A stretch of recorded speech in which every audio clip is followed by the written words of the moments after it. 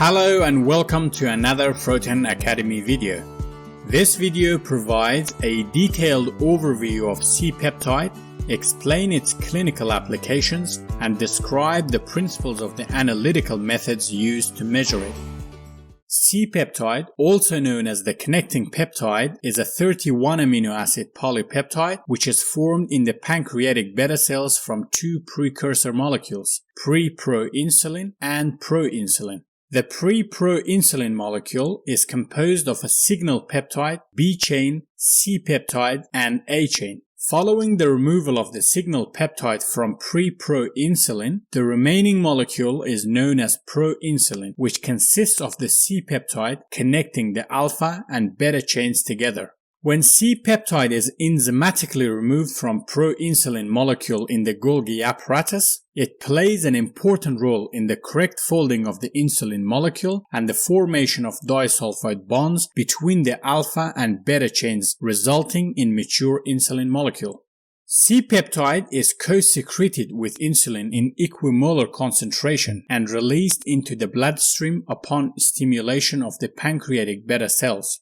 Once in the bloodstream, insulin is involved in the uptake, utilization, and storage of glucose and degrades within 5 to 10 minutes. However, C-peptide is cleared by the kidneys and is neither degraded in the liver nor in the peripheral tissues and therefore has a half-life of 30 to 35 minutes. As a result, the molar ratio of circulating insulin to circulating C-peptide is usually below 1 in normal circumstances.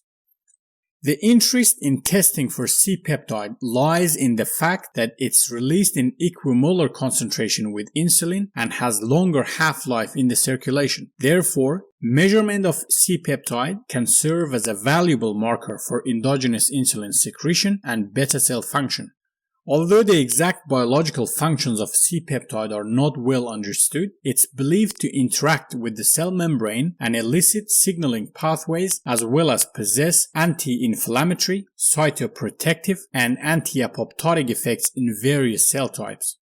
C-peptide has been previously considered as a byproduct of insulin secretion, but recent studies indicate its benefits in preventing diabetic complications such as neuropathy and nephropathy. However, more research is needed to discover the bioactivity and possible therapeutic use of C-peptide.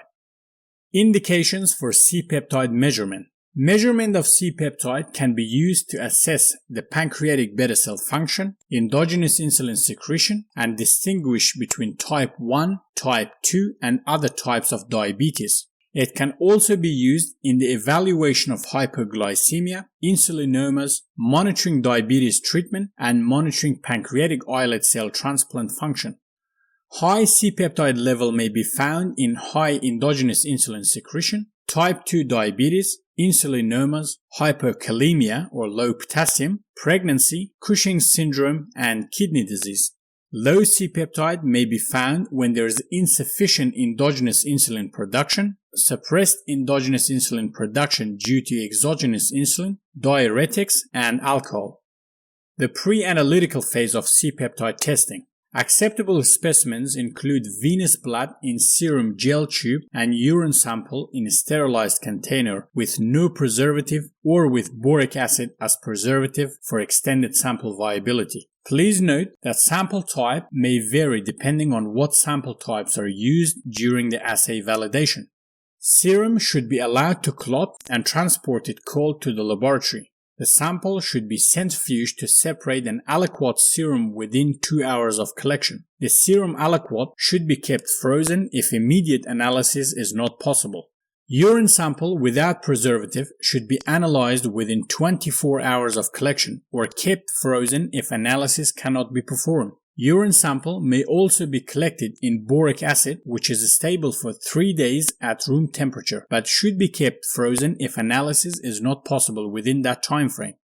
C-peptide is usually performed in hypoglycemic state along with other tests such as insulin and glucose and therefore requires the patient to fast for 8 to 12 hours. The patient should also stop multivitamins or dietary supplements containing biotin as this may interfere with the analytical methods. However, C-peptide can also be requested randomly or in a stimulated state using glucagon, intravenous or oral glucose, tolbutamide, sulfonylurea, glucose-like peptide 1, amino acids, or a mixed meal test. Studies demonstrate that C-peptide measurement in glucagon stimulation and mixed meal test offers superior sensitivity compared to other blood and urinary C-peptide measurements. Post-glucagon stimulation test is the preferred method as it's quicker than mixed meal whilst possessing a similar sensitivity. However, random or fasting C-peptide measurements are easier and less expensive to perform.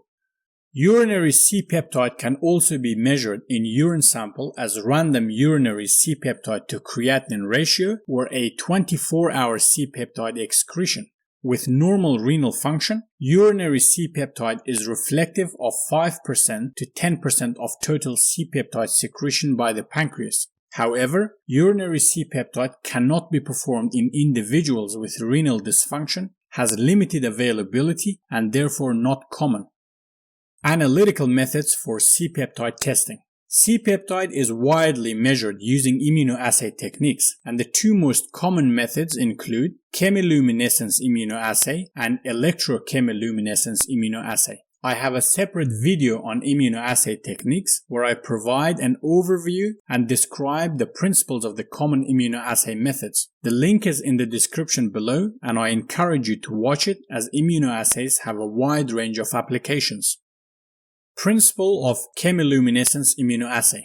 Chemiluminescence immunoassay is similar to ELISA and can be used in both sandwich and immunocapture formats. The sandwich method involves the use of a capture antibody immobilized on a solid surface that binds to the C-peptide molecule from the sample. A detector antibody labeled with a luminescent molecule or an enzyme also binds to the captured target molecule, forming a sandwich complex. The enzyme on the detector antibody catalyzes a chemical reaction when the substrate is added, which results in the emission of light. The emitted light is measured and is proportional to the concentration of the C-peptide in the sample. Principle of electrochemiluminescence immunoassay. Electrochemiluminescence immunoassays can be used in different formats, such as competitive for extremely small analytes, sandwich for larger analytes, and bridging formats to detect antibodies. C-peptide can be measured using both competitive and sandwich formats. In competitive format, the system uses anti-C-peptide antibody which are modified on the electrode surface and an analog antigen labeled with luminophore, usually ruthenium. The C-peptide molecule from the sample competes with the labeled antigen analog for binding sites on the antibodies and displaces the labeled antigens. This results in decreased light emission by the displaced ruthenium-labeled antigens, and the result is therefore inversely proportional to the concentration of the C-peptide in the sample. Sandwich electrochemiluminescence immunoassay. This format involves the use of primary biotinylated anti-C-peptide antibody and secondary anti-C-peptide antibody labeled with a luminophore such as ruthenium. The primary antibodies bind to the C-peptide molecule from the sample to form antigen-antibody complex. The labeled secondary antibodies also bind to the C-peptide antigens from the sample, forming a sandwich antigen-antibody complex. This is followed by the addition of streptavidin-coated microparticles which bind to the biotinylated primary antibodies and capture the complex. The reaction mixture is then aspirated into the measuring cell where microparticles are magnetically captured onto the surface of the electrode. Unbound substances are then washed and voltage is applied to induce a chemiluminescent reaction. This results in the emission of light by the ruthenium label, which is measured and is proportional to the concentration of C-peptide in the sample. Limitations or things to consider during C-peptide testing. Although C-peptide is produced in equimolar concentration with insulin, it has approximately 5 times longer half-life and circulating level therefore is not the same as insulin. This may be both an advantage and limitation as an index for endogenous insulin secretion. Liver and kidney diseases affect the metabolism and excretion of insulin and C-peptide, which may make the results difficult to interpret. Despite extensive efforts to standardize and harmonize the C-Peptide assay, discrepancies still exist between laboratories and analytical methods. Therefore, serial measurements should be performed by the same laboratory.